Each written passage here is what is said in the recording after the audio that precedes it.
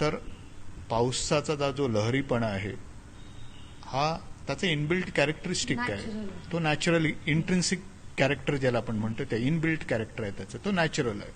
त्यामुळे त्याच्या येण्याच्या तारखेनुसार आपण आपल्या कामाचं नियोजन करणं हे गरजेचं आहे. आपल्या नियोजनाप्रमाणे पाऊस येईल का असं जर का आपण रिव्हर्स मेकॅनिझम सुरू केलं तर कदाचित त्याच्यामध्ये नुकसान होण्याची शक्यता जास्त असते. त्यामुळे हवामान विभाग 4 आठवड्याचं पूर्वानुमान देतं, ज्याच्याने आपल्याला तशा प्रकारचे नियोजनासाठी संधी आणि वेळ उपलब्ध.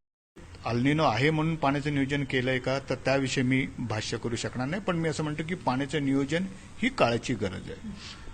अल्निनोमुळे ऑनसेट डिले झाला का तर पूर्वानुमानच असं होतं की सर्वसाधारणतः 4 जूनला केरळमध्ये पाऊस दाखल होणार आणि सर्वसाधारणतः त्याच्यानंतर त्याची वाटचाल जी होती ती केरळमध्ये आणि कर्नाटकामध्ये आणि गोवा आणि तळ कोकणामध्ये तो दाखल झाला. हा पाऊस जो आहे काही कालावधीसाठी आपण बघतोय की स्थिरावलाय किंवा तो थांबलाय. हवामान विभागाने काल जे पूर्वानुमान दिलंय किंवा त्याच्या अगोदरही एक दिवस पूर्वानुमान दिलंय की सर्वसाधारणतः 18 ते 21च्या आसपास परत एकदा आपल्याला दक्षिण भारतामध्ये आणि ईशान्य भारतामध्ये पावसाचं पुनरागमन होताना दिसेल.